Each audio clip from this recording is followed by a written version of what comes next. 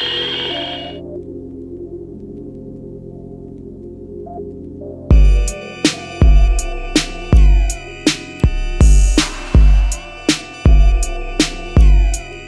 and welcome to Hallelujah Monkeys for April 24th. I am Dillon Flynn. I am Trevor Ickrath. My big, strong, handsome boy, Trevor. How you doing this week? Don't call me that. But if I don't call you that, won't people just assume that you're the opposite of all those things? That's fine. I honestly don't want people even thinking that I have like a corporal form. That's a good point. You're just a sound wave. Exactly. How are you?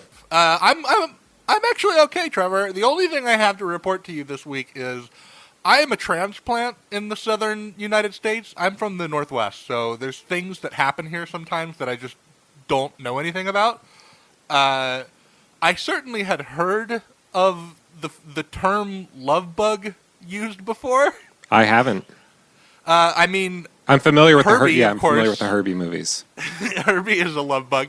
Well, apparently a love bug is a thing. It's like a plague that happens in the South during the spring, Trevor, and it is really gross. Right now, as I speak, if I were to walk to any sort of glass surface in my home that leads out into the out of doors, I would see them crawling all over it. Oh, gross.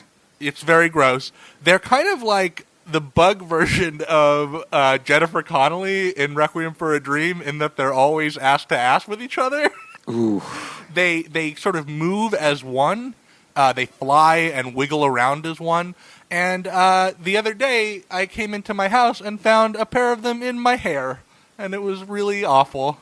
Also makes me feel kind of lonely. Oh, right, because you don't have somebody who you feel that attached to, that you can sort of fly around with, always joined at the hip. Yeah, exactly. I've also had bug problems though. I've had a lot of moths in my room. Ew, that's gross. Moths are gross. They're like spooky. I have like a giant window.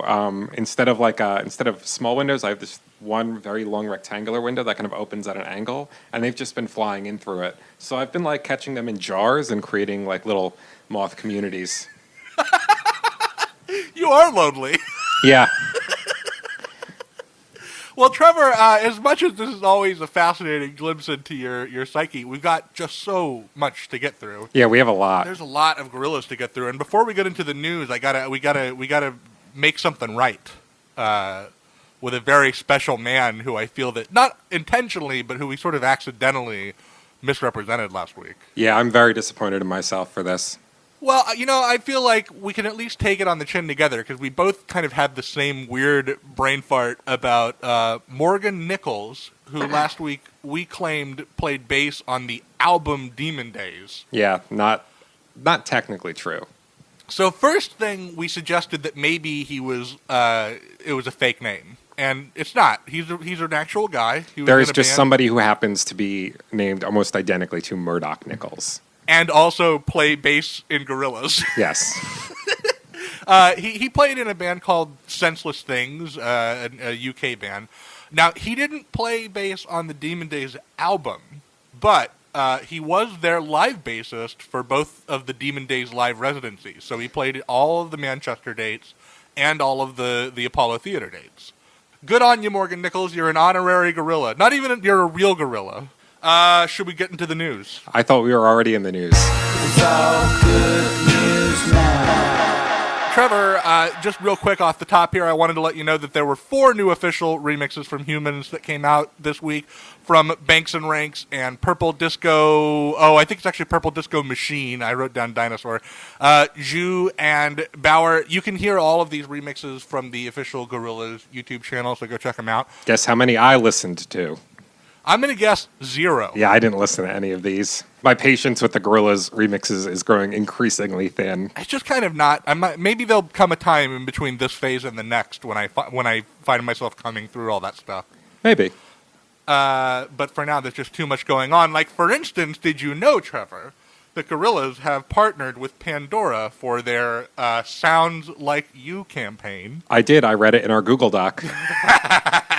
Well, it's designed to help promote this new, I guess, like, extra premium subscription service that Pandora is rolling out. So they've got a few different artists. Like, I think Big Sean is also doing one. And I got to tell you, I read maybe 3 or 4 press releases about this, and I still couldn't get to the bottom of, is this a Pandora playlist that an artist programmed, or is it an actual playlist of songs that were hand selected?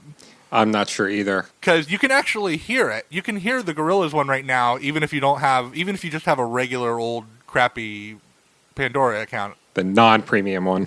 But they don't let you skip around, so I can't really tell if that thing is just 20 songs long and loops or what's going on. I don't know, Trevor. I can't imagine being the kind of person whose primary mode of listening to music is Pandora.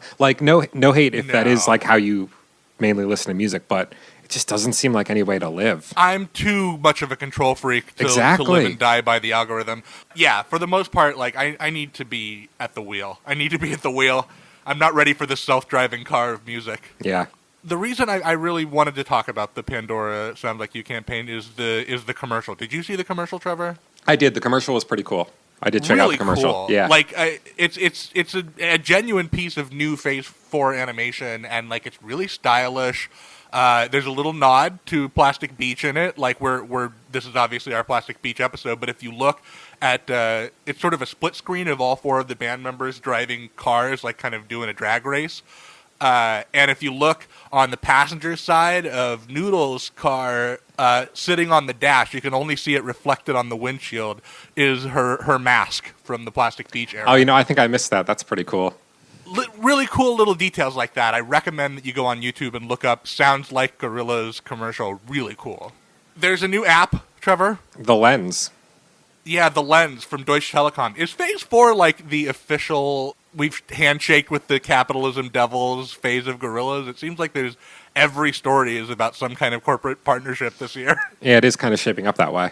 So the Lens is a new Gorillaz T-Mobile / Deutsche Telekom app that is not out in the U.S. right now, so we were not able to try it out. Yeah, you got to be in the UK. I think it is coming, but there isn't a release date yet. The way that it works is you hold your phone's camera up to something that is magenta in color.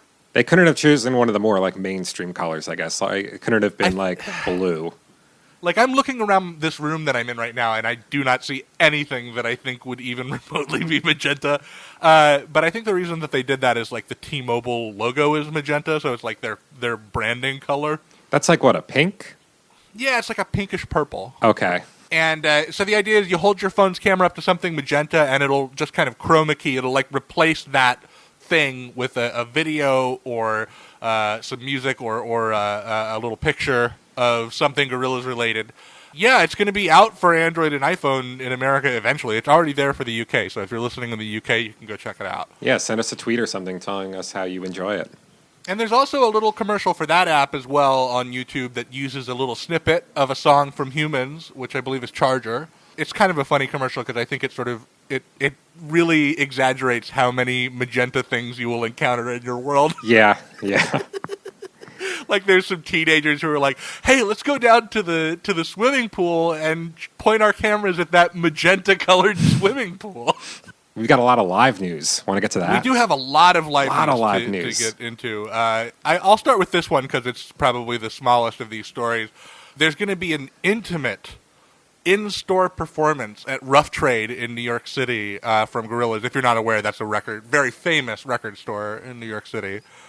That's tomorrow. If you're listening to this on the 24th, tomorrow, the 25th, Tuesday, you got to show up hours early from this. Apparently at 11 a.m., they're going to start handing out wristbands. I'm sure it's going to be a total shit show. Oh, I'm sure. I mean, this is not, I looked at pictures, this is not a huge record store. There's not going to be that many people who get these wristbands. So I wouldn't be surprised if, as you're listening to this on Monday, some weirdo is sitting across the street from Rough Trade in a little lawn chair waiting to get in. In full Gorillaz cosplay. In full Gorillaz cosplay, yeah, for sure. So that should be awesome. I hope we get a few trip reports from that because it would be really, what an interesting setting to hear. Yeah, we'll have to check the Reddit or something. We've got a couple of late night TV talk show performances coming up, Trevor. Yeah, more than one, which I was surprised by. Yeah, so the big one, I guess, is the pre-release one. So the day before Humanz drops, the 27th of Thursday, Gorillaz are going to be on The Late Show with Stephen Colbert. Right. which I guess, didn't they also play the Colbert Report back in Phase 3? They did. I think they played Stylo. I think that was one of the performances where Bobby Womack kind of went off script a little bit, to the annoyance of Damon and like the other members of the band. Yeah, I do have. I didn't watch that in all of the Plastic Beach things that I consumed this week, but I do have a very specific memory about exactly what you're talking about. Yeah. So that's going to be this Thursday, and then after release on the 5th of May, they're also going to be on the Graham Norton show in the UK. So we got a couple of cool, big, high-profile late-night spots coming up to help promote the whole Humanz thing. Very excited about this. What do you think? What do you think they're going to play? Saturn's Bars? You know, it's good. It's interesting you asked that, because in the press release, they released the names of the featured performers of this performance. Right. The personnel. Yeah, the personnel. And so basically, by speculating, this is basically confirmation of who the Humanz live band is, at least at this point. Yeah, I think that's a pretty fair assumption to make.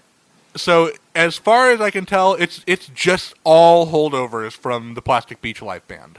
And no other artists mentioned. Now, that doesn't mean that Popcan's not going to be there. That doesn't mean that Vince Staples not going to be there or whatever. But as far as we know, it's just those. So maybe it'll be like Andromeda. It could just be Andromeda, yeah. Which I definitely wouldn't mind seeing live. That'd be pretty cool.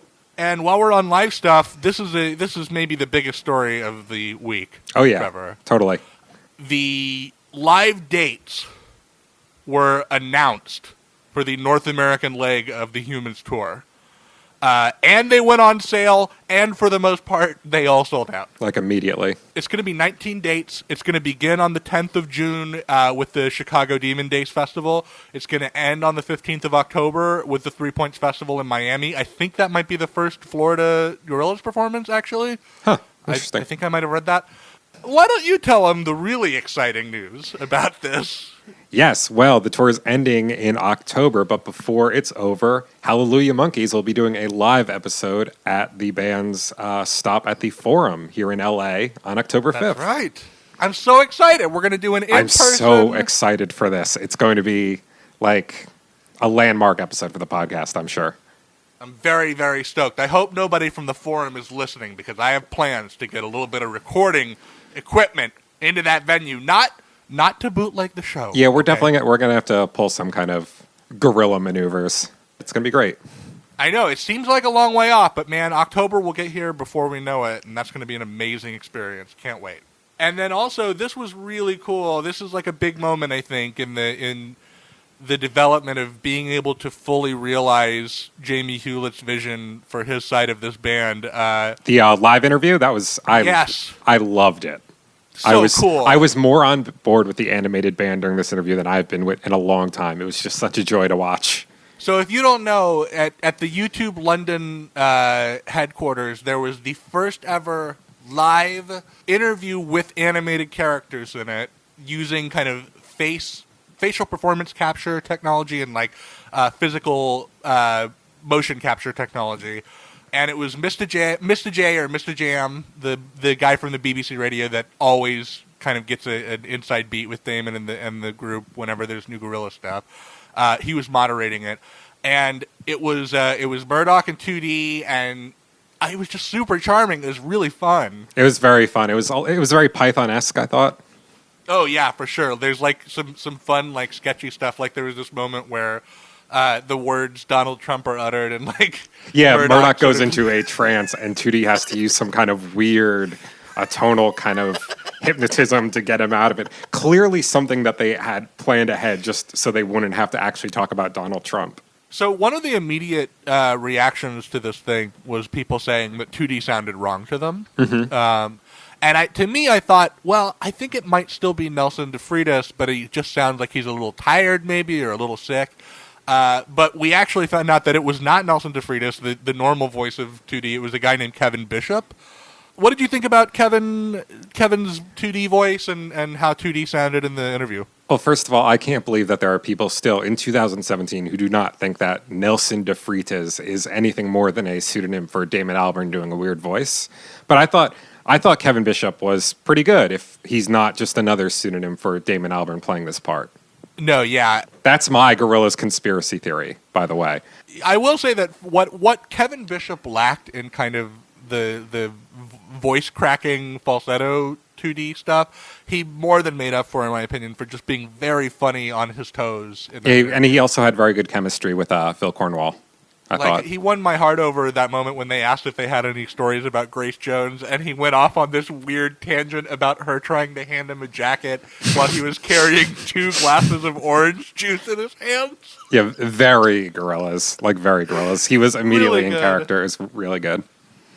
I mean, no big news revelations in that interview, but that's not what you want out of an in-character interview. No, it's just a really cool, very good display of what Gorillaz are capable of on a technological side now too. Yeah, it felt like a big leap forward, and I mean, it wasn't without its little tiny visual glitches. Like there was some Murdoch's right eye had some wonkiness to it. And yeah, but whatever. I mean, as far as I am concerned, that's like canonically in character, basically.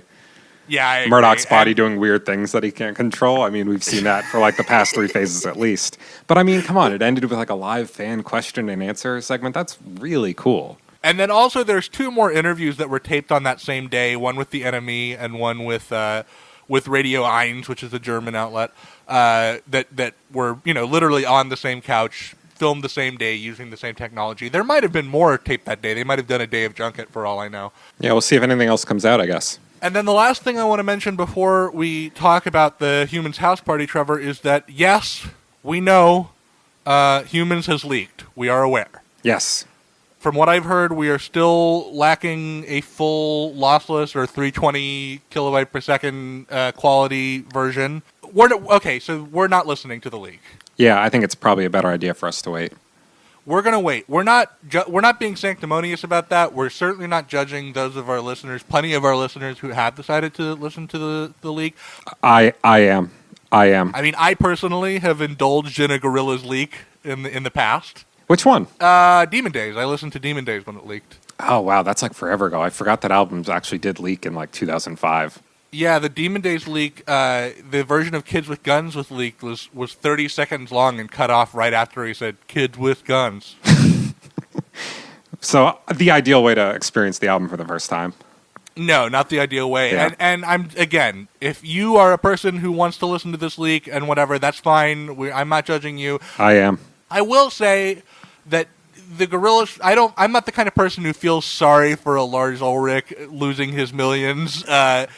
And I certainly don't feel bad about Damon Albarn, who's a very wealthy, comfortable man. But I will say that the Gorillaz project is a very expensive project. And the future of this band and how much content we get from it has everything to do, unfortunately, with the commercial success of the output. So I would say if you are indulging in these leaks, please still buy a release copy of this record, because we really want Phase 4 to be full of more music, and we want to have a Phase 5, and that's what we can do to help ensure that happens. But for the main reason, I think, Trevor, that you and I are not really doing this leak thing is that we know that we have listeners who won't be listening to that leak and who won't have a way to listen to the album before its official release, and we just want to try to experience the album with those listeners so that they don't feel left out of the party, so to speak. Totally, yeah. I'm really looking forward to eventually, doing our immediate reactions when we finally do hear the album. But you actually have heard the album once. I've heard Humanz once through. Don't worry. I'm not going to talk about it at all.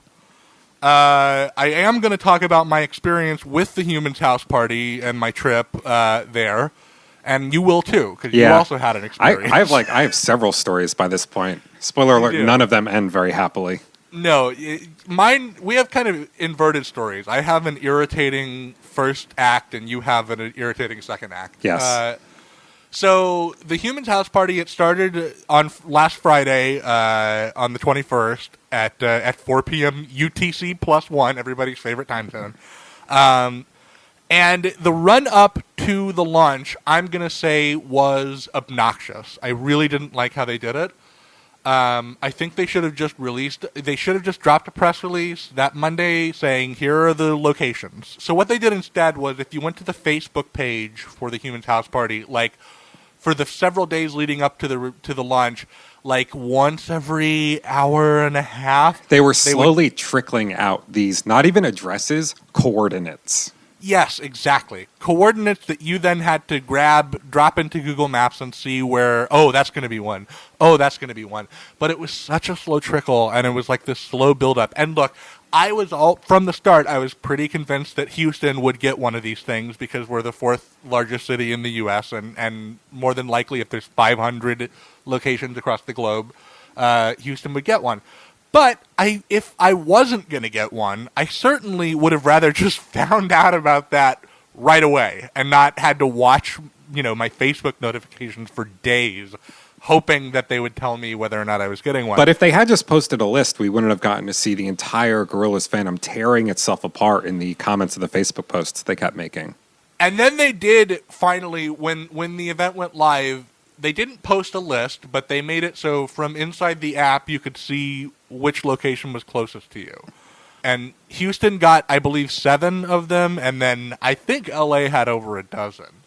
Which I also think is a little messed up, because there's huge swaths of the world and the country that got none. Like, if you were in Salt Lake City, Utah, your closest house party was in, like, the Bay Area. A little bit obnoxious, because obviously these are geocache, so it doesn't cost any extra money to put one more geocache in Salt Lake City or whatever, because all you're doing is you're just locking in a coordinate so that your phone's GPS says, hey, I'm here. That pings with the app, and then it says, okay, you can have access to the stream of the album, right? Yeah. But, and I do want to say thank you, by the way, there's an excellent Gorillaz fan Discord called Kong Studios who were just so helpful in keeping the locations organized leading up to the... Because, trying to navigate through a tangle of posts on a Facebook event page is not an easy thing. You're doing the Lord's work. Yeah, thank you guys at Conch Studios. You're really the best. But anyway, so we both made trips. I guess I should probably say first that I went successfully to a park in downtown Houston with a very beautiful view. I was able to get the album to play from start to finish. The stream was strong. No skipping or quality loss from what I could tell. I will say that it was a little bit irritating that I could not multitask. Literally, I could not switch my phone screen off or the stream would stop. So I had to just leave the app open, the battery-draining app that is constantly using your camera, and hope that my phone survived that 50 minutes, which it did, that it took to get through the whole album. And then I took my notes. I drove back home. It all worked as according to plan for me. Now, what was your experience, Trevor? Well, I tried to go to 2. The first one I tried to go to, I headed out around probably 11:30 p.m. on Friday night, because you were like, oh, you should listen to it at night. I got some serious nighttime vibes from it. And, that's the kind of impression I was getting too, based off songs like Andromeda. So get in the car with a friend of mine, and we're trying to find this spirit house. We're following the goddamn, dowsing rod. They're called dowsing rods. To find one of these things, you had to follow a dowsing rod in the app that that counted down by meters how far away from it you were. Right. So I drive all over Wilshire Boulevard looking for this thing, and I end up at the Los Angeles County Museum of Art. What? Which I guess is where the Spirit House was located, because as I approached, I eventually had to stop because I, bumped into the gate preventing you from getting into the LACMA after hours. Oh my God. That is so dumb. I was 80 meters away. So the stream, by the way, starts when you're within 50 meters. So you Great. were literally were 30 meters. Yeah. That is so dumb. If you happen to be on Wilshire Friday night by the lighting fixture that everybody on Instagram fucking loves, you probably saw me kind of stomping around and ranting that I couldn't get to listen to this Gorillaz album. The next day, I decided to go find the one that's by USC, which is actually just around the corner from my house. I decided to walk to this one. And unbeknownst to me, I wound up in the middle of USC's fraternity row. So picture me walking up and down this long ass street of frat houses, just one after another at 5 p.m. on a Saturday afternoon. I felt like I was fucking walking through the shadow of the valley of death or whatever. I mean, okay? you must have felt 50 years old also. I don't know if you can get this based on the fact that I co-host a Gorillaz podcast. I am not comfortable around college-aged frat people. What, And- USC linebackers? You don't Yes. want to hang out with them? Basically, and there were so many people around, and they were all completely wasted. And I was just trying to find this dumbass little animated bands album.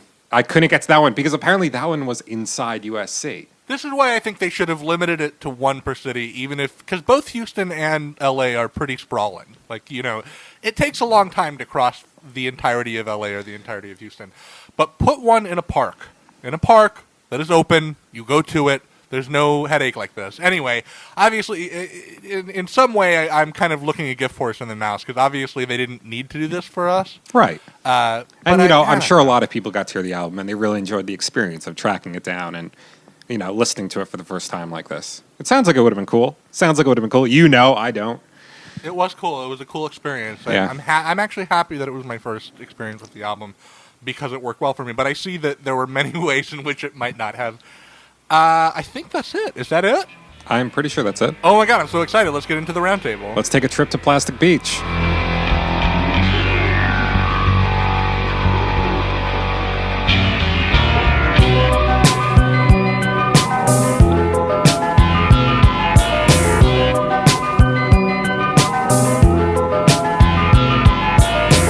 Trevor, this week we're going to do a track-by-track breakdown of Plastic Beach. I have been chomping at the bit to get to this one, too. I only realized 2 days ago how excited I am to talk about this record with you.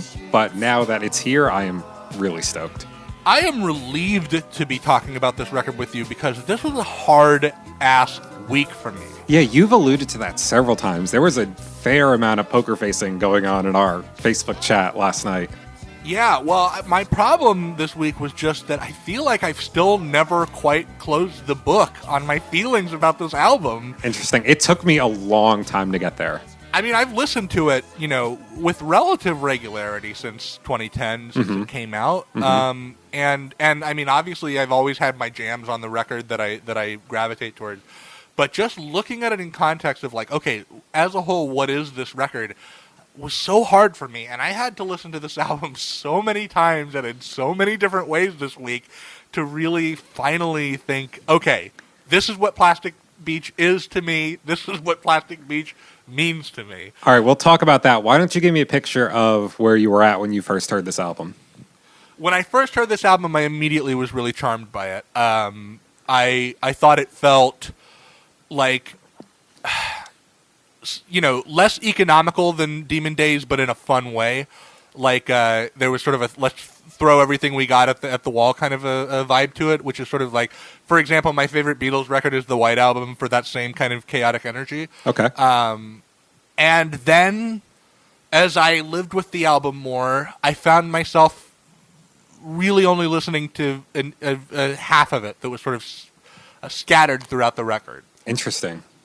See, when this album came out, I was very resistant for some reason to the very idea of a third Gorillaz album. So now, what do you mean by that exactly? What about it? I'm not totally sure why to this day, but I mean, when I think about where I was at in my life when it was coming out, I was 19, just about to turn 20. I was in my first year of college, and I don't know. I'm not sure why I wasn't too stoked about the idea of having Gorillaz back around. Maybe it was some kind of desire to put my teenage years and interests behind me, and I felt a little shaky about this thing popping back up that I associated with that time in my life. Yeah, I can understand that. There is something. I think we've all gone through a moment of growing pains, us older Gorillaz fans, where we're like, am I really still that guy who loves this cartoon band? Mm-hmm. And, of course, the answer for us, obviously, is yes, I am still that guy. Yeah, but ever since my appreciation of it has grown in leaps and bounds. Well, I will tell you right now, this album has changed a lot for me over the last week. So let's talk about that. So when you were resistant to the record, were there musical elements of it that weren't working for you, or was it just kind of the whole did the concept of it seem overblown to you? What were you resistant to initially? Honestly, I'm just aspects of both things that you just mentioned. But I wasn't too thrilled with the new kind of, I guess, incarnation of the band, everything that was going on with the lore, which is interesting because now, in retrospect, Phase 3 is my favorite Gorillaz era. I think it's my favorite aesthetic on the Jamie Hewlett side of things. This is the dark and challenging reboot of Gorillaz, I realize. Like, Damon and Jamie definitely weren't afraid of taking the band in a daring new direction, you know? Well, yeah, I guess I kind of see that, but obviously Demon Days Out of Self-Titled is its own dark and daring reboot. I know, but the thing is that in Phase 3, Gorillaz aren't even really a band anymore. Right, so they're all kind of divided. Yeah, for all intents and purposes, Gorillaz, as they appear on Plastic Beach, are Murdoch in 2D. Noodle is like a secret agent ninja now or something, so she's been replaced with a robot. Russell turned into a giant and is too busy doing giant things somewhere else. So you've really only got Murdoch holed up on this floating island of garbage, basically holding 2D hostage and forcing him to help record this album using a bunch of old demos he stole from Damon Albarn.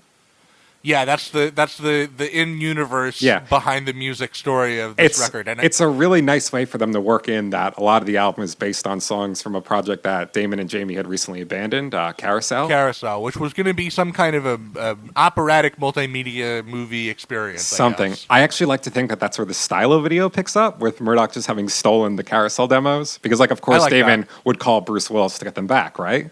Yeah, I like that. I like that read of Stylo, since it's not immediately clear what's going on in that video. Anyway, all that's great setup for the album, and it's that kind of context that I think makes this a serious contender when I think of what my favorite Gorillaz album would be.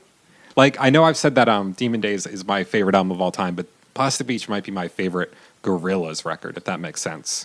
I can go with you on that. I think I know what you mean, and obviously the lore is reflecting the sound, and as much as it makes sense that you would remove traditional Noodle and Russell from this record since it is so synthy. Although maybe not Russell. We'll get into that. To credit the synergy that exists between like the fictional and musical sides of Gorillaz, Plastic Beach really does sound like an album that's a result of those circumstances. I mean, these are definitely the kinds of songs that you'd expect someone who's stranded on an island and slowly going insane to make. And the music really sounds like it could have been made by a robot. But then there's also the question of narrative, because this is a very narrative phase of this band. And the question, I guess, the main question about this narrative is, should it have been a story, or should it just have been a series of vignettes and moments taking place on this island of Plastic Beach?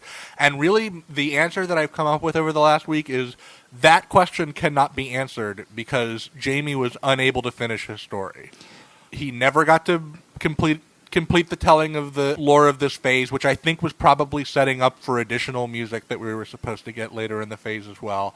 Rhinestone Eyes, which was to be the next video, only now exists in storyboard form, and in fact, I think this is a good segue for me to. So I like to do that thing where I pull 3 adjectives. I wanted to beat you to the punch here because I have 3 adjectives of myself this time. Oh, this is a great idea. Yeah, let's compare and contrast then. Let's do yours. All right, I got 3.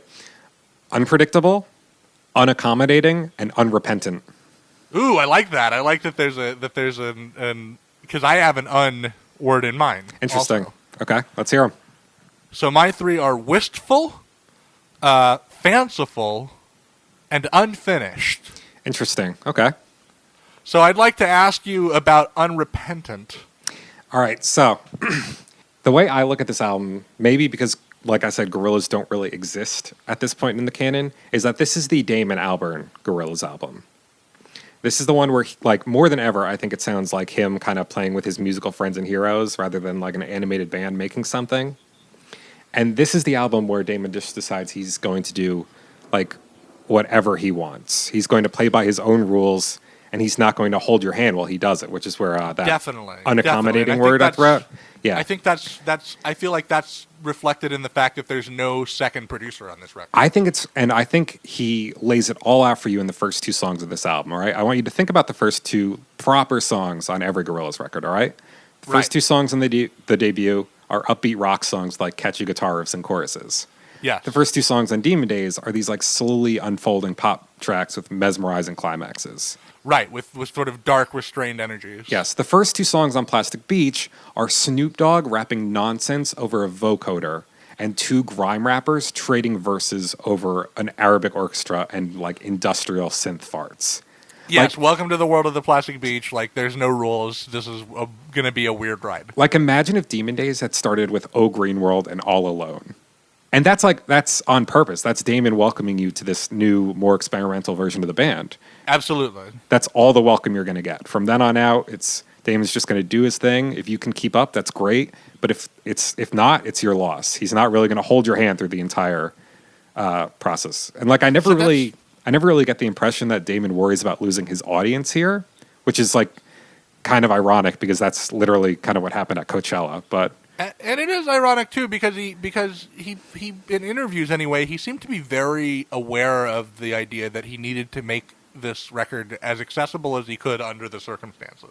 Which is weird because it doesn't sound like a record of songs that he made to be like accessible. Like that's what I think. But you know, he keeps saying like there's all kinds of pop music language on these songs, even if structurally they're not pop songs, you know? Right. And that makes a lot of sense to me, and we'll kind of highlight that as we get to it on the record. Yeah. You know, one of the words that I brought up was which one are there any of them that you'd like me to expand on?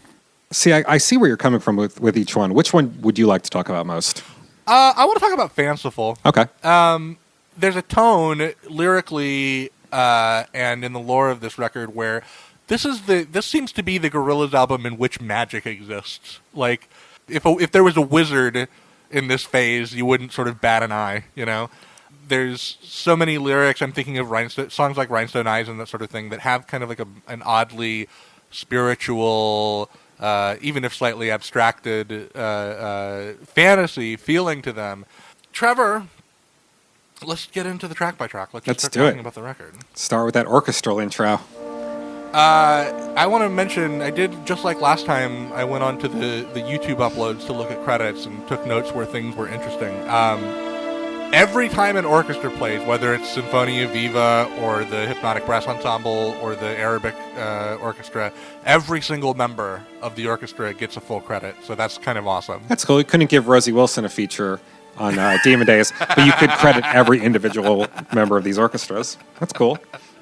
I love this intro. I think it's gorgeous. I like it too. It's culled from a longer track. I think that also got released as a bonus track, Pirate's Progress. Which is just a really nice listen in its own right. Just beautiful kind of neoclassical music. So one of the things that I had the hardest time kind of making my mind up about this record, going through it this week, was what is going on with the sequencing of this album? And this is one of the moments on the album that I think kind of threw me for a loop because it feels like such an intentional opening to the album that it makes me feel like the rest of the album is going to move in an intentional way, and it kind of doesn't. I disagree there. Well, you know, we'll go head to head on that then. But we'll go through it. Yeah. I guess, like, you know, if this is the opening scene of a film, this feels like the opening scene of a very traditional 3-act structure narrative film. And what follows is something that is much more impressionistic and kind of all over the place, at least for me. I do love it, though. I do think it's beautiful. It's a very cinematic opening to the album. And also, Damon's the only composer, aside from Jamie Hewlett's token composer credit, listed on this record, which is impressive to me. I mean, he'd already done some work in the opera at this point. Monkey had happened between Phase 2 and 3.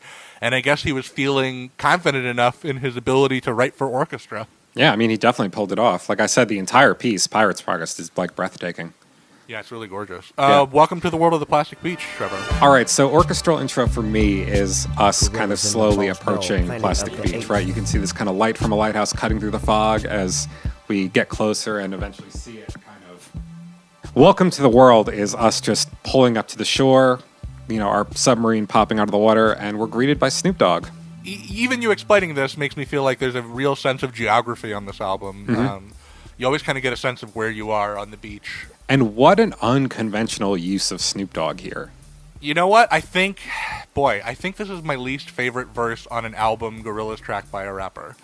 It serves its purpose, I think. It serves its purpose. I think everything, he opens so strong. I think everything from The Revolution Will Be Televised up through Push Peace and Keep It in Motion is so good.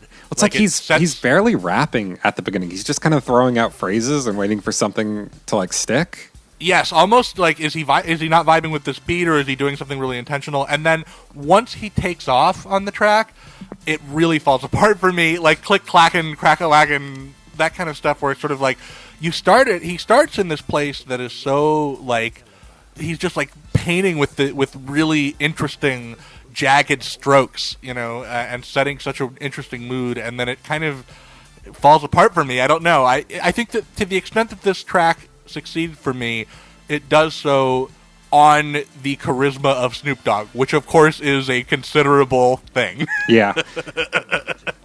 But I really like the outro. I like how his delivery of "Welcome to the World of the Plastic Beach." I like how the instruments kind of slowly drop out on him. Do you think so? I mentioned it earlier, but Damon produced this album by himself for all intents and purposes. Do you think that it was an intimidating moment for Damon to be like, all right, I'm about to send Snoop Dogg a rap beat that I made by myself? That's a good point, yeah. I wonder. This is a great kind of testament early on to how this is the difficult Gorillaz album. I know you said that Damon wanted to work with like pop sensibilities here, but it would have been so easy for him to have just made another Clint Eastwood with Snoop Dogg, that whole verse, Damon Hook format. But instead we just get this really weird... Like, this definitely kind of sets a precedent for the fall, right? This almost sounds like something that would have ended up on that album. Sure, yeah, the same kind of loose, non-traditionally structured. The other secret weapon of this song is Gabe Wallace, who does amazing live drums all over this record. Like, there are more live drum performances on Plastic Beach than on any other Gorillaz record, which is one of the reasons why Russell being taken out of the picture is interesting. As right? far as very ironic. But boy, Gabe Wallace is a monster all over this album, and the because I think he's just using a little trap kit, like the same kind of thing that Questlove would play. Not too many toms and bells and whistles. It's very tight and clean, and the drum sound on this album is so great. The Hypnotic Brass Orchestra also really holds it down here. For sure. And that's not the last we'll see of the Hypnotic Brass Ensemble on this record either. Definitely not. But do you want to get to White Flag with the Arabic National Orchestra or whatever they're called? Again, no additional composer credits. So as far as we know, Damon also composed this very authentic sounding Arabic tinged orchestral piece. I would have not expected that. I always assumed he just kind of pointed a microphone at them for this part.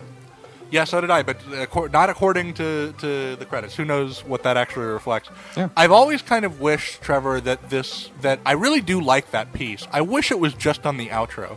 The fact that it bookends the song feels a little bit copy paste to me in a weird way. It's Oh Green World all over again, right? It's Oh Green World, but there's something weird about copy and pasting 16 bars of an orchestra as opposed to some synths. It just feels weird to me, because an orchestra is this big organic thing. And also, I just think that I like the orchestra piece a little bit better when it has the White Flag drum and bass underneath it. I think both, and I think the kind of isolated performance at the beginning only makes the kind of, when the song comes together at the end, all the more satisfying. I feel you. Let's talk about Kano and Bashi. I love them on this track. They do such a good job. I love them too. Although I will say that if it were a competition, I think Kano kind of dunks on Bashi. A little bit. I think that, I just think that when he comes in and that wham wham wham last synth is underneath him during his intro, I'm just like, oh, yes. My favorite part though is when they start going back and forth. That's just a joy to listen to. And I made a note of this. There are a number of songs on this album that I believe are conversational, where the trade-offs are happening like that. And this is the first one. Very good. I love that fretless bass. That fretless bass, that do-do-do-do-do. That was like one of the first musical moments we heard from the record in the pre-release stuff. Do you remember that when in the Journey to Plastic Beach videos that were coming out? I don't remember that. I do remember that they played the orchestral part, though, underneath that one part of the website where you could talk to the seagull and the falcon, who were voiced by Damon and Jamie. Yeah, I love that website, by the way. The website was so good. It was like, it didn't really reach that whole Kong Studios level, but it was really enjoyable for what it was. I think part of the reason it didn't is because of the unfinished nature of this phase. Like, there was more intended. Yeah. They didn't quite get there. And again, the copy pasting thing is another one of those moments on this record where it feels a little bit like, how much time did he have to turn Carousel into Plastic Beach? Like, Did this album come out because it was finished, or did it come out because it had to come out? I've always wondered about that. I mentioned, so there was like an ident that came out leading up to the release of Plastic Beach that used this drum and bass piece. And I remember that being one of the first moments of music from this album that I heard, and it making me really excited because it sounded like immediately funky and weird, very Gorillaz-y, very distinctive, and I still get those good vibes when I hear this song. Rhinestone Eyes, Trevor. Rhinestone Eyes. This is actually probably a top 10 Gorillaz song for me. Maybe my favorite song on the record. Okay.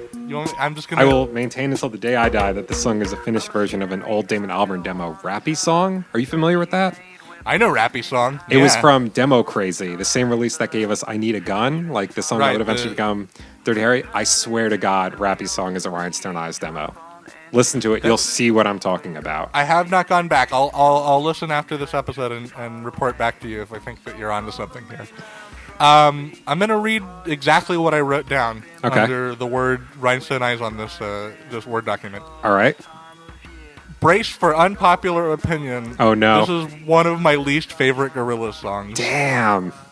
Yeah, I used to always skip this song, and I tried very hard this week to connect with it. I think it's fucking sick. I mean, this is like the Plastic Beach aesthetic for me, distilled. It sounds like 2D is trapped in a submarine with Murdoch like electrocuting him to get him to sing his parts. Here's the clarity that I've come to around this song.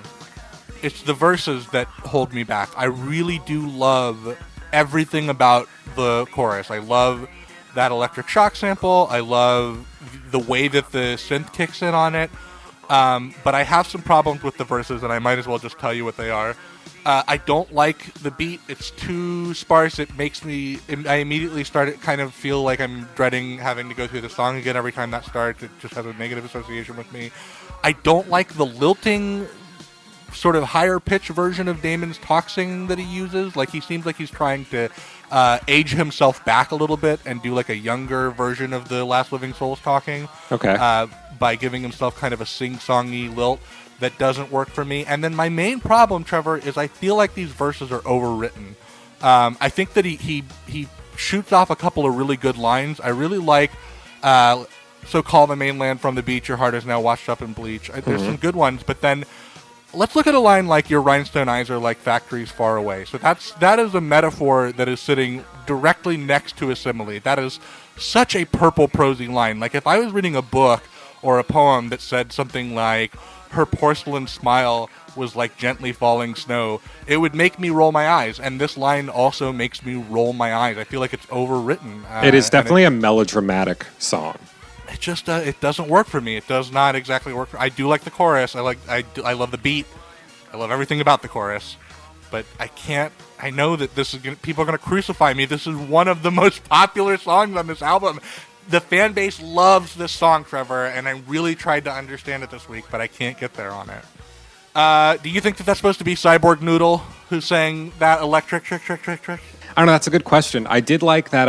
We looked at a couple interviews for in preparation for talking about this. I think it was the NME one where Murdoch goes track by track. Yeah. And he actually references the fact that that is taken from an old demo of his, which I thought was a cool little nod to the fact that there is that electric shock demo that kind of got cannibalized into the song. Didn't Damon play that along with two other demos on like a BBC residency show that he played it next to a broken demo and a very early version of Stylo that I think might have been called Stylus at that point. I'm not totally sure though. Whether or not that's Android Noodle or not, this definitely sounds like a song that could have been played by robots, and for that reason, it gives me kind of like a real like a krautrock vibe almost to it, like Kraftwerk or something like that. Definitely, yeah. I think it's really cool, and actually, I prefer the verses to the chorus. Well, we'll just have to agree to disagree as we move on to this next track, which also had a demo on that same radio show, Stylo. Interesting, very interesting take for a first single. Yeah, I think in retrospect we can all say that was a mistake. This was the most expensive Gorillaz video ever made, and it was also a big flop, and it probably hurt. So we should talk a little bit about the commercial side of this record, because as little as that has to do with the quality of art, it has a lot to do with what happened. How the phase panned out, yeah. Yeah, so the self-titled to date has sold 7 million copies. Demon Days to date has sold 8 million copies. And worldwide to date, Plastic Beach has sold 1.4 million copies. So Oof. that's a big drop. And I know that obviously from between 2005 and 2011 or in 2010, a lot happened in the music industry, and sales projections were down, but they were not that far down. That's still a drop. It was a mistake. I like the video, and I actually really like this song. Me too. I think they're both really cool. It's weird that for being the first single and for having such an elaborate video, I think this is probably one of the least discussed songs on this record. Like, you just don't hear people bring this song up much in positive or negative in the fan community. I remember it being pretty polarizing among the fans when it first came out back in 2010, when it was like our first real taste from the record. I know a lot of people, I think Bobby Womack's chorus was a pretty big point of contention. Yeah, because he kind of explodes in this track that otherwise feels quite buttoned down. Yeah, and, like, people are not really sure if that, like, you know, his sound was a very good match for everything else Damon was bringing to the table here. I think that Womack brings a lot to the table on this record. I don't necessarily know if one of the things he brings is chemistry, but that's okay. I okay love to me. his performance on this song. I think he elevates it too. to a completely different level. There's something about it that just feels cosmic. Maybe it's the fact that he's literally singing about the universe, but during that part of the song, this just blasts into space for me. I think his performance does stick out on this this song, probably in a way that bugs some people, but it's always worked for me. I've always really liked the fact that he stands aside from everything else that's happening in this song in such a stark way. Now, you and I will agree that this isn't a very commercially obvious choice for a first single.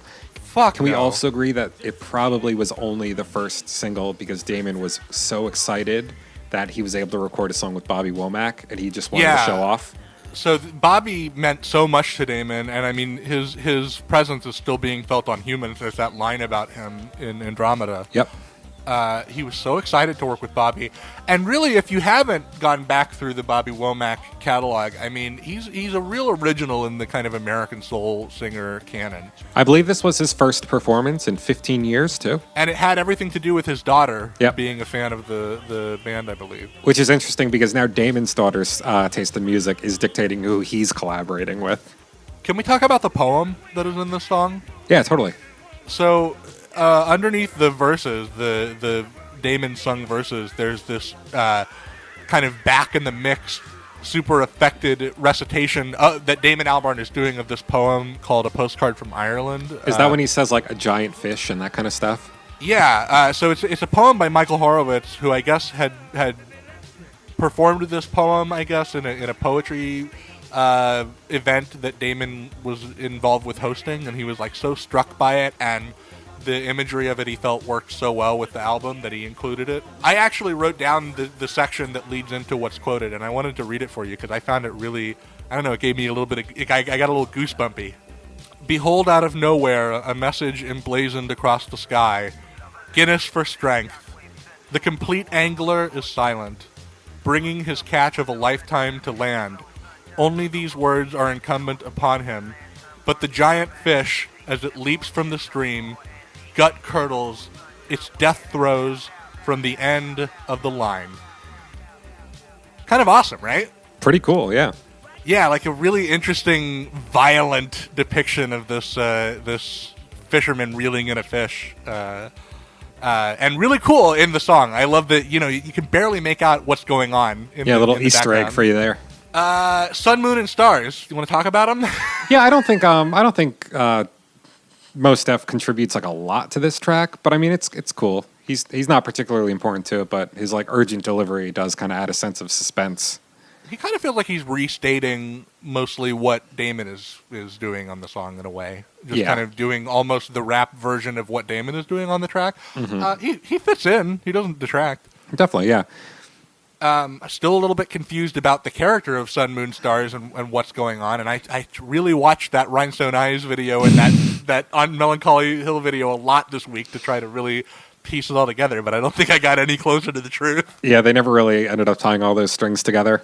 He's a spooky guy who lives on Plastic Beach. Yeah. Super fast jellyfish. I feel like this is going to be another point where we disagree. Maybe my like neck and neck with Rhinestone Eyes for my favorite song on the album. Not my top 3, but I love this song. I do love this song, man. It's like it's formulaic by the band standards at this point, but I honestly do not even care when the arrangements and the rhythm section sound as powerful as they do here. Gabe Wallace on that little trap kit is kicking ass, dude. And Murdoch Nichols proving once again that he's the greatest living bass player. So good. What a great rhythm section. And I love this weird ass playful De La Soul verse. It's so crazy. I honestly like this better than their verse on Feel Good Inc. I think for a De La Soul performance, it's certainly the weirder of the two and maybe the better of the two. It's like straight back to 3 Feet High and Rising, honestly. Here's another moment where I wonder if the album needed a little bit more time in the production phase, though, because they just they copy-paste Trugoy the Dove's verse wholesale. Like, the All Hail King Neptune just gets repeated at the end. Because even live, they said something different. Super fast jellyfish going super fast. Bet you can't see him, but you want to eat him. Instead of repeating that verse. Right. I forgot about that, actually. Did Damon intend to write a verse for this to sing and just didn't get to it? I wonder. Because the fact that he's not on the song at all, right?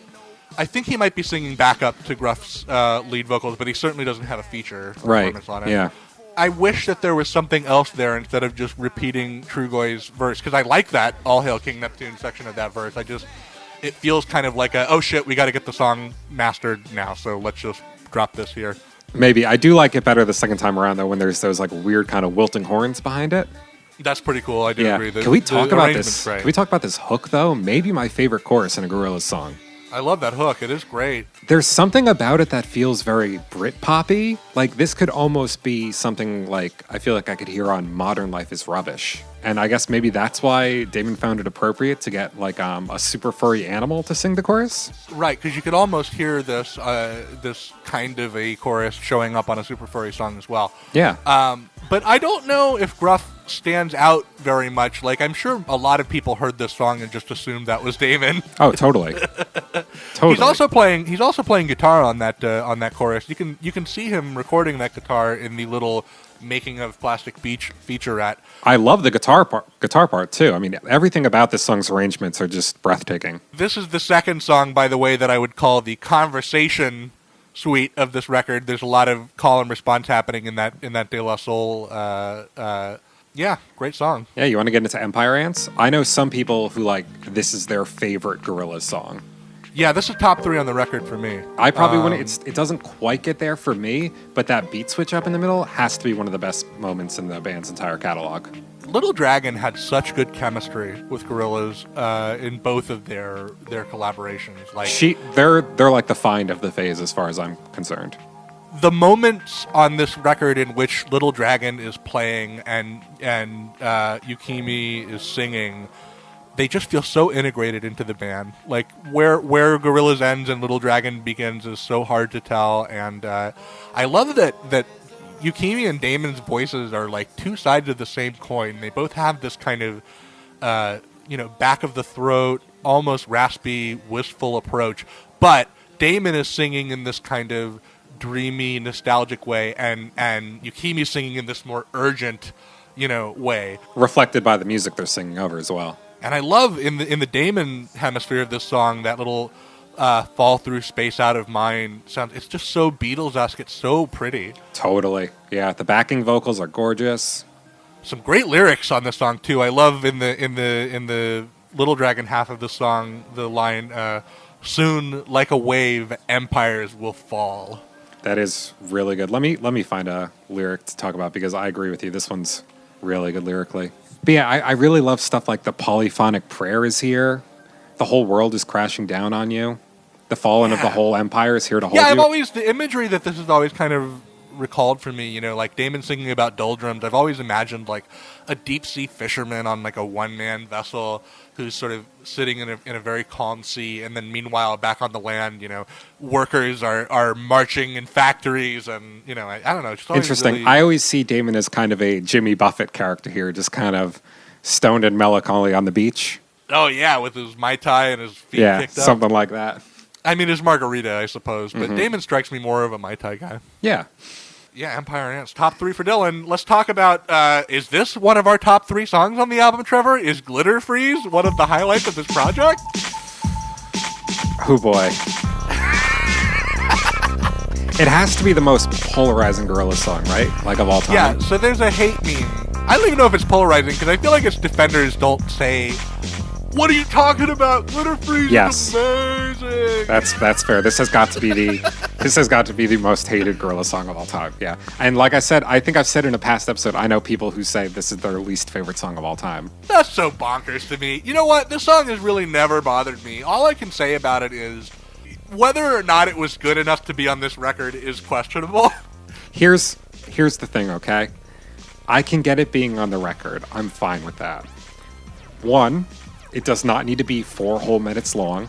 Okay, that's what I was going to say. Cut 60 seconds off of the song at least. 2, you do not need to do it at every live date, including your iTunes session, which got released as an EP. I know, that's crazy. There were like 5 songs on it, and Glitter Freeze was one of them. They must have been really in love with it. I do kind of like that main siren melody.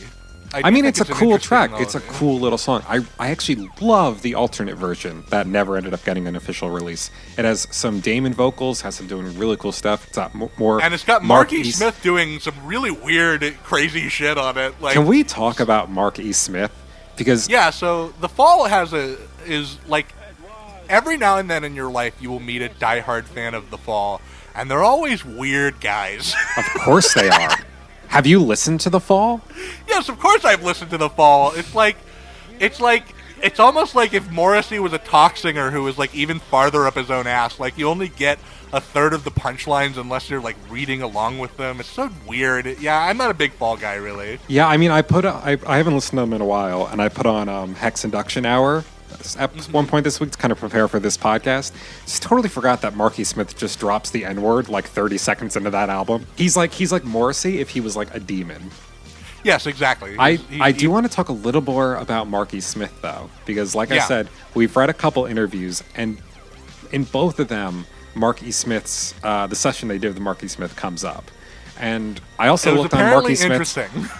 I looked on Marky Smith's Wikipedia page.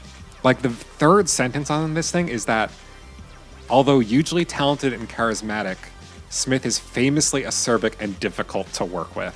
Yes, exactly. If there is a Gorillaz session I could ever be able to see, it would be this one.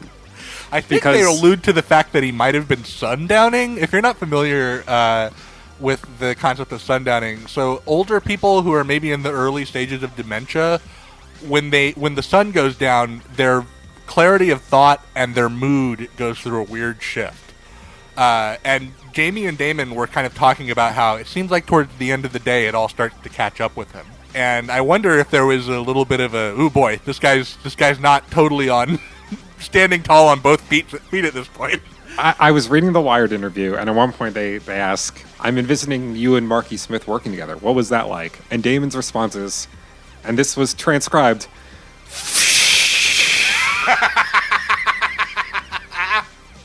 like 6 F's followed by 2 S's and 3 H. And then he says, well, if you know Marky Smith, you know he's quite the individual, is young Mark. And then Jamie comes in and tries to be real political. Yep, yeah. And then there's also that NME interview where Murdoch takes us through track by track. Yeah. And he says, I'm really glad we managed to get Marky Smith on the record. I'm not sure he felt the same. Would have loved to have been there for all of that, right? Yeah. In the alternate version where he's all over it, you do get to hear him kind of become increasingly unhinged sounding as the track goes on, and it is really interesting. Swab out the decks. Yeah, that's fun. And really then, cool. And then, like, the Glitter Freeze itself is a pirate ship, I believe, right? Within the lore, it's a big pirate ship that perhaps Sun Moon Stars is on. I'm trying to piece this together, guys. It's not immediately clear. Trevor, Some Kind of Nature. This one's cool. Always struck me as, like, as much as I like Lou Reed, and I like Lou Reed a lot, like, I fucking love the Velvet Underground, okay? But as much as I like Lou Reed, this has always kind of struck me as, like, a bit of a throwaway track, a little fillery. So this is top 3. Really? On this album for me. We do not agree on this album. No, we're in totally different places on this record. Here's so. I'll make my case for it. Okay. I love the different moods that Lou and Damon bring to their delivery of the same set of lyrics on this track. I feel that. I feel like Damon is he's got a pining sound to his voice, whereas Lou is quite sexual. There's a very flirty take to the way he delivers. I love his delivery on this one, especially when he goes, "Protect your girls." Yeah, that's so Lou. That's really so cool. That's so Transformers era Lou Reed. Yes, absolutely. I love this lyric. I love some kind of metal made up from glue. I love the corny little synth clarinet thing. Like, there are moments where Damon's production on this record is maybe a little bit questionable. Like, is this too cute or is this working? But I love that corny little synth.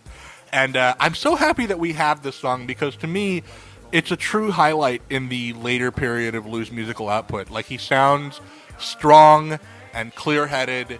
The backing vocal group on this record that doesn't have many appearances are credited as the Purple Plastic Eating People in the liner notes, Trevor. I think they show up again on Pirate Jet. Yes, they do, in which they are name-checked. Are you aware that one of the members of the Purple Plastic Eating People is Gruff Rhys? Aren't a couple of collaborators in it? None who have feature credits. Interesting. I thought it was more than him, but I think I do remember knowing that he was in there. Boy, I really like this song. I really like it's another conversation song, obviously. Totally. I don't know, this is just an interesting blend of tones, which are, all of my favorite moments on this record are weird blends of tones. It's a little sad, it's a little cute and funny, it's a little sexual. I like all of it. I mean, aside from the sexual part, I think you just summed up the next song we're going to talk about perfectly. On Melancholy Hill. Yeah, I am oddly proud of this song, Trevor. I know that's a weird word to use. I was originally taken back by how saccharine this one initially felt, but in time it's going to be one of my favorite songs by the band. I would probably put it in my top 3 on the album. Well, it is the third most popular Gorillaz song. Yeah, I do remember you telling me that a few episodes back. It's been played more times even than Dare, which was a UK #1 hit. It's a really good song. I love the way it sounds. It's like Damon has an entire fleet of synths all buzzing and humming behind him, propelling him along. It's like he's got like an entire submarine filled with synthesizers. And it's had an oddly, like almost an Office Space kind of second life of popularity. Because when it came out, like, it did shit. Like, I believe the highest ranking it got to was like number 13 on the Australian dance music chart. Well, who wants to hear this old British dude sing about manatees? Right, and it's just become it's become one of the signature songs of the project. I love the fact that it I believe intentionally quotes both lyrically and melodically from "And Your Bird Can Sing" by the Beatles.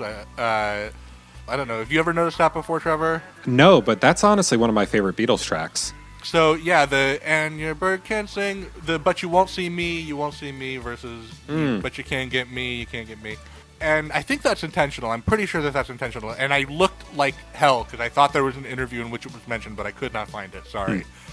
But I love the little breakdown with the synth solo in it, that little fun, bouncy, plucky synth solo. There are is so great. many cool little pretty synth melodies here. I don't know where Damon keeps pulling them out of because it's just one after another. I wonder what it might have looked like if they had really pushed this song as the first single with like a big, crazy video. I wonder what it would have looked like if this had or ended up as a Good, the Bad, and the Queen song as it was originally supposed to be. I mean, it would have had a very different tone. Totally. I wish that we had a better music video for this song. And I don't mean that the music video we have is a bad video. It's like a very well done video. But here's one of the places where not being able to see Jamie Hewlett's full game plan for Phase 3 hurts it, because what we kind of have is just a short chapter in the ongoing story of Plastic Beach that feels incongruous, like it doesn't really match. I wish we had a video that was just Jamie's visual representation of this song. The video, I actually didn't watch the videos leading up to this episode. It's just them in a submarine, right? So it begins with Real Noodle on a cruise ship that is being attacked by bomber planes. She shoots a few of them down with a machine gun. Right. And then we move to the band, 3 of the band members, Cyborg Noodle and Tootie and Murdoch, in a submarine. And we see animated versions of all of the other Plastic Beach collaborators also in submarines. And towards the end, we see Russell swimming and getting bigger as he swims, and then eventually he sort of stands up in the ocean as they reach Plastic Beach, and Real Noodle with her mask on her face is sitting on his head, and then it ends. Nothing wrong with the video, just I wish that instead we had a video that feels like a video for this song. Right. It does show how the whole narrative thing that they were trying to go for ended up not serving the project in the end. And it might have. Yeah. If we had gotten to the end of this thing, I might feel totally differently about all this stuff, but we'll never really know. It's so far out that I've just tended to start forgiving that kind of stuff and appreciating what we have for it. And, I think it's a pretty cool video.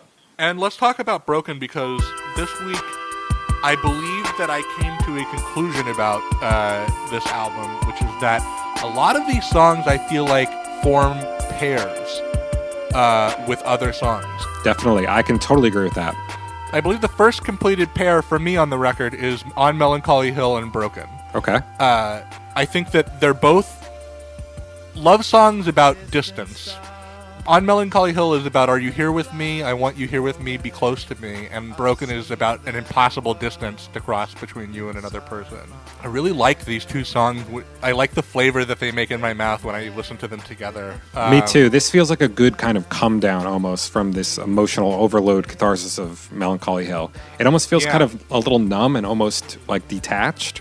And something that I've always thought adds to that is, maybe this is weird, but I've always appreciated, I really liked Damon's use of pronouns in this song. Oh, interesting. Yeah, I get you. Like, he's not singing about himself. He's saying, like, there's nothing you can do for them. There's nothing you can say to him. And it's an interesting way to talk about that kind of the waning days of a relationship. Totally. To sort of stand in this detached place where you're speaking as a third-party narrator. Really just beautiful imagery in this song, too. Like, distant stars come in black or red. I love this is one of those kind of wistful crooner Damon vocal performances on this album, of which there have already been a few, but there are certainly plenty. And it's almost got like a bossa nova kind of vibe that really now today makes me think more of like Hotline Bling than anything. It's a little Drakey. But like lyrically, this is one of my favorite cuts from the album. Like in our eyes, every time they meet, it's by the light of the plasma screens, which we keep switched on all the night while we sleep. Like just really very distinct images and cool. That's another stuff. See, this to me succeeds in the way that lyrically, at least, in the way that Rhinestone Eyes doesn't. Like I feel like the imagery is so on point, and I really like it. I started to really fall in love with the song more when I started to think of it as the other half of a story that's kind of being told by On Melancholy Hill. It's a great track, and it's easy to dismiss this one as filler, I think, too. Especially because, like, when you read that NME article with Murdoch going track by track, all he has to say about this one, I'm going to read it in its entirety, is, I don't really know what to say about this track. You know, like Frank Zappa said, talking about music is like fishing about architecture. This track just works. I don't want to talk about it. Is that okay? Weird. Why that? Why that, I wonder? I have no idea. Just like, I guess Did Cass Brown was a little song? tired. He was just a little tired. I'm very interested to hear what you think about Sweepstakes. Sweepstakes is really cool. I know this is, again, like a polarizing track among the Gorillaz fans. Lot of hate for this song. This is one where you either kind of love it or hate it. Most Def says this is one of the best songs he's ever rapped on. And at the time I believe he said that it was the best performance he's ever given.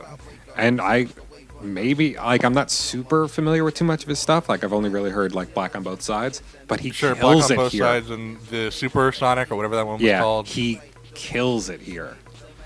Unpopular opinion alert, this is maybe my favorite song on this album. Nice. Cool. I love you know what? this song. It needs that. It honestly needs that. Because I think love this song. It's so sick. Look, I get if you're not into the song. It is so unlike any other Gorillaz song in the entire canon. It's so unlike like basically anything else you would ever listen to. If you're a Gorillaz fan, there is no guarantee that anything this song is doing is going to be up your alley. But I do want to, if you're a person who hates Sweepstakes, I'm not going to say that this is going to save this song or make you love it. But if you've only really listened to this on headphones, try listening to this song on a nice stereo system. And if you're really doubting it, I would say hunt down a live version, because this song really brought the house down live. I love the way that most Def's performance builds, because he starts off in this very staccato, punctuated, and then his syllables just get like longer, and the double track vocals get messier. And yes. The visual I've always gotten from listening to this song, the production on this song is amazing. The visual that I've always gotten from this song is like a giant tornado full of post-consumer waste and plastic. Very and cool. Just getting bigger and bigger and pulling up all of this stuff in it. And the hypnotic brass ensemble stuff in this is so great. My only wish is that, so the way that this track ends is that it kind of peels out and there's like a little 30-second where it winds down. I almost wish it just ended at the peak of that cacophony, you know? I like the wind down at the end. I like that it is a slow build up to the cacophony, and then we get that little kind of wind down at the end. Almost like Every Planet We Reach Is Dead. Like, as soon as the beat on this song starts, I like get into a really pumped up, charged up move. And by the way, I believe that this song forms a pair with Glitter Freeze. I love that. I love that. I think that they're both noisy, lore-intensive songs about characters in this story. I know exactly what you mean. I did as soon as you said it. Sweepstakes. You're a winner, man. It's a winner. Sweepstakes is a winner, in my opinion. And like, it's so good. I remember seeing this live right before the track starts. Most Stuff comes out kind of in character as Sun, Moon, Stars. I'm pretty sure that's what he's doing because Most Stuff is Sun, Moon, Stars, right? He's supposed to be this boogeyman-esque character. Sun, Moon, and Starry, y'all. Yeah, that's him. So like in like the first couple seconds of the song when they do it live and they're just kind of amping it up, he comes out and he starts, just does Carnival Barker. He starts doing this carnival act where he's like, everybody step right up. Come on, come test your luck. So good. I kind of like, I feel like that wouldn't have had a place on the album, but it was so great to see it live. Yeah, there's some really great live versions of Plastic Beach tracks that unfortunately are a little hard to track down. Like, Live Stylo fucking goes off, dude. All the songs are really good live. Definitely worth. It's so good. Definitely worth checking out if you feel like hunting those down. If you have Apple Music, actually, there is an iTunes Session EP up that you can listen to, and this kind of leaves us in a good place, I think, for the final leg of the album to begin. Before we get into that final leg, I feel like Sweepstakes acts as the gear shift of this album, where it all kind of comes into the denouement from here, in a way that I wish Broken had been that gear shift. Broken, to me, feels like everything that comes after it should have reflected that mood shift. I wish that this album was resequenced a little bit. I'm going to say it. There's stuff that I would have moved around. But you know what? The album we have is what we have. So let's move on to Plastic Beach. So Plastic Beach, the title track, I think kind of starts this last leg of the album, but it also feels like a climax of everything we've had before. You know, I think Yes. like as a good title track should, this is the one where it sounds like everything has finally come together. You know, it's like the best example of this kind of plastic robot pop that Damon spent an entire album crafting, and the themes he spent every track before this exploring. There's something like very cathartic about having a song like this at this point in the record, you know? It like This is so close to my top 3. I Yeah. really love this song. like you said, this is the denouement. This is where Damon knows he has us. Like before we could enjoy Plastic Beach the song, we had to learn about Plastic Beach. We had to learn about Plastic Beach the concept, and now we have. Right. So we're here. Yeah, it's such a like you say, it's this great distillation of all of the themes of this record. Like, in a world where this album doesn't exist, they could have just dropped this song and you would have gotten it, you know? Mm-hmm. Like, it's such a perfect encapsulation of the whole idea of Plastic Beach. It's also very Good, Bad, and Queenie in a way. Like, it feels the most like a synergy between Gorillaz and the Good, the Bad, and the Queen for a song, in my opinion. Yeah, even more so than on Melancholy Hill, which is interesting because that was a GBQ track. I love the weird mood that this song sets. Like, to me, it always makes me think of a weird mix of, like, a synth pop song and, like, the Old West and a haunted house. Like, it's an odd synergy. The groove is just so cool, and I love the weird, funny, and yet a little bit creepy lyric. The live drums, again, holding it down. There's some great drums on this track. And then I love that little groany, bassy synth that comes in during the second chorus and kind of holds down the outro of the song. I love that synth line. So good. Is that the one that's like wah, wah, wah, wah, wah, wah, Yeah, that one's very cool. Yeah, so good. this whole track really wraps up in a very satisfying way. It almost feels like this could be the closer, but then we got kind of like these little 3 bonus tracks at the end. Yes, we do. Yes, we do. So let's talk about the bid. Yeah, this is another of my absolute favorite tracks on the album, and I love that Damon chooses to follow up the climactic 1-2 punch of Sweepstakes and the title track with this kind of 11th hour emotional ballad. It's almost like he remembers that he has like a B plot that he needs to kind of wrap up. Right, yeah. So I think obviously that this song forms a pair with Empire Ants, not just because of the Little Dragon feature, because I feel like what this song does is it almost takes the two hemispheres of Empire Ants and then mashes them together and tries to make them coexist. And what's interesting about that is I feel like this time Damon and Yukimi have like almost switched places. I feel like this time Damon sounds more urgent and Yukimi sounds more serene. That's a really cool way to look at it, yeah. I'm going to say this though, as much as this sonically works in being in kind of the outro suite of this album, I think it was a mistake to sequence this song after Broken. This is a song to me that is about the complications of being involved with another person who you care about. You know, it's the I Still Love You song, but it's the I Still Love You, but This Is Hard song. It almost feels like the middle chapter of the story that's told by On Melancholy Hill and Broken in terms of just the timeline of a relationship, but I don't like it being after Broken. I think it's weird that it's after Broken just in terms of the lyric. I don't know. I think emotionally it makes sense to have this kind of sighing resignment at the end following the more kind of darker explorations. I mean, this is another one of those songs that makes me that takes me right back to Damon's Britpop days, because this is basically a rewrite of To the End, right? Like the song with Francois Hardy from Parklife. I really like this song a lot, though. Like, I like it a lot better than To the End, mainly because of this really cool kind of surf rock vibe it has to it. Like, it reminds me of this great instrumental ballad from the 50s by Santo and Johnny. Are you familiar with, like, Sleepwalk? No, I don't, at least not by name. Really, really cool track. It always makes me feel like I'm, like, really kind of bummed out and wistful while driving around Bikini Bottom. Let's talk about the cheesy, kind of cheap-sounding synth that underpins the song. Is that a cuteness that works for you, or is that a moment where you feel like you can hear the limitations of Damon Albarn as a producer? I like everything about the way this song sounds, man. I don't know. This is one of my favorites on the record. One of my favorite Gorillaz tracks. That might be the one thing on this album I still haven't made my mind up about is if I feel like the synth that pins this whole thing down, is that charming? I think so. Or does that feel a little janky to me? I'm not sure. I haven't decided. This sounds like it could be from like Grease or something. I like it a lot. This is also the fourth and final conversation song on the album, Trevor. Okay, cool. I don't know what I have to say about the fact that I noticed that there was a lot of call and response on this record. Maybe it's just that communication is a theme of this record. Let's talk about On the Cloud of Unknowing. This one's very beautiful. Great performance by Bobby. Yeah, what do you think about Damon's vocal version of this track with the acoustic? That one's really nice, too. I think this ended up being the better way to go.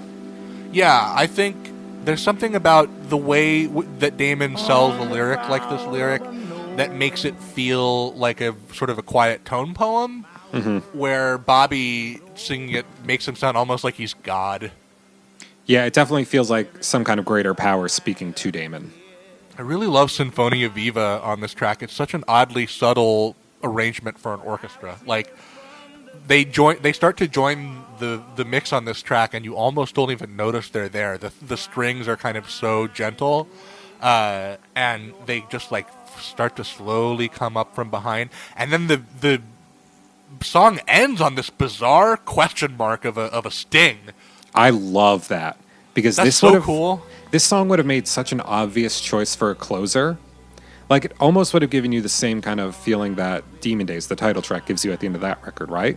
It's such it is a peaceful note of resolution, despite the kind of mysterious ending at the end.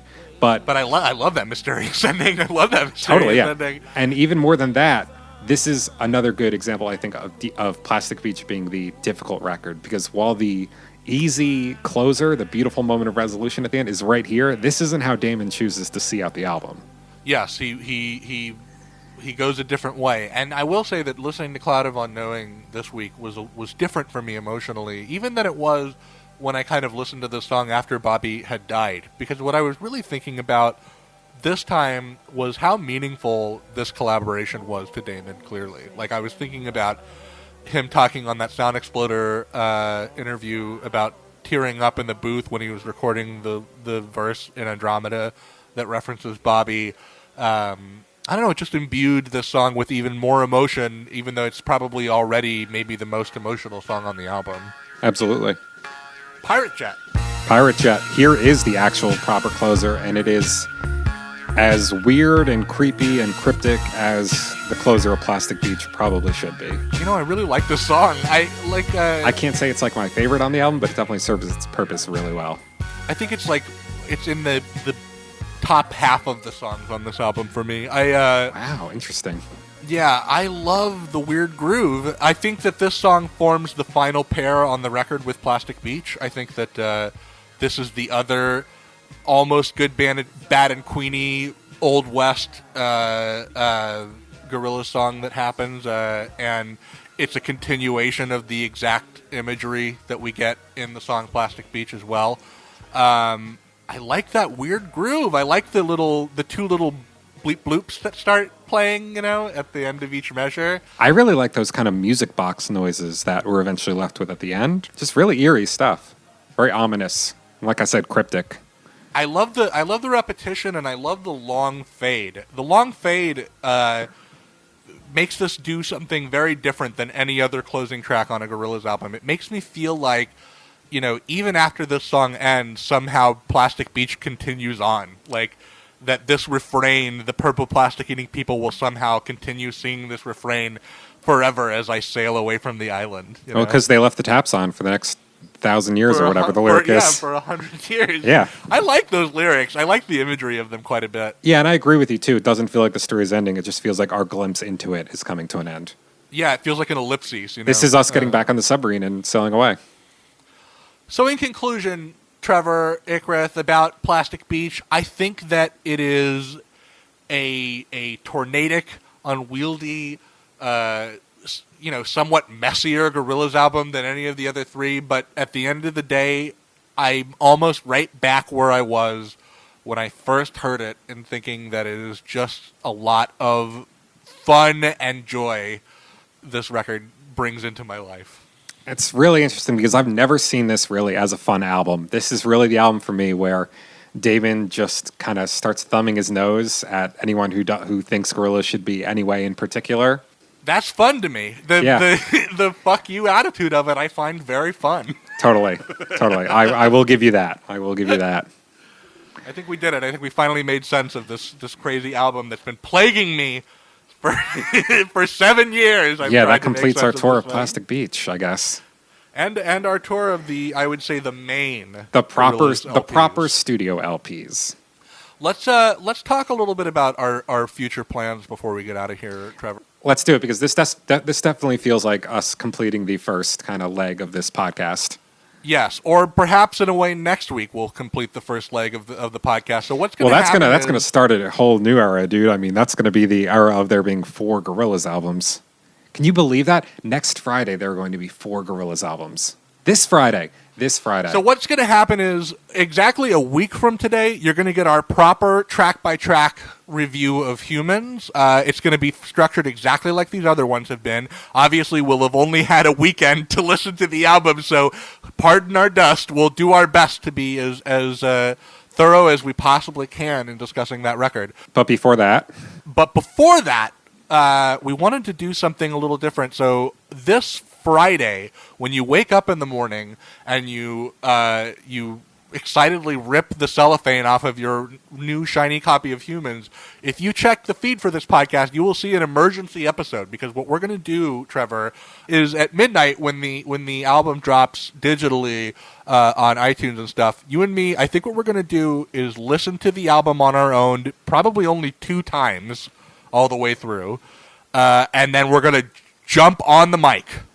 And we're going to not review it. We're just going to give our first impression. It's going to talk about it. We're going to talk about it a little bit. We're going to have a little rap session. We're not going to do any news. We're not going to do any. We're just going to what's going on with this record. I'm very excited about it. I've heard it once. I'm excited to hear it again. And boy, if I had to record that episode right now, it would be a stuttering, crazy episode. I'm sure we'll be regardless. So I'm still excited to get to it, though. Very excited. Excited. Humanz Countdown. Trevor, are you? Oh, I'm so jazzed. I'm so excited about it. It still barely feels real to me. And if you want to get involved a little bit, you can always reach out to us. Trevor and I love to hear from you guys, so you can check us out on Twitter at Gorillaz Fancast. You can follow us on Facebook, facebook.com/Hallelujah Monkeys, or on Tumblr, which is hallelujahmonkeys.tumblr.com. You can send us an email to hallelujahmonkeys@gmail.com. We're also on YouTube, Hallelujah Monkeys, and we're available however you're listening to us and a lot of other ways. Write us a review, too. Get on iTunes. We haven't had a new review in a few weeks. We want to hear from you guys. Even more exciting than the release of Humanz, Trevor, is the idea that maybe in the next 5 days we will be able to download the Lens app and see the magenta objects in our homes transformed into exclusive Gorillaz content. Yeah, forget about the album. I just want that lens. Oh, well, until next time, I am Dillon Flynn. I'm Trevor Ickrath. I don't have anything. Do you have anything? You know, I don't have anything. I guess we're really going to have to wave the old white flag here. Just call it a day. Catch you guys next week.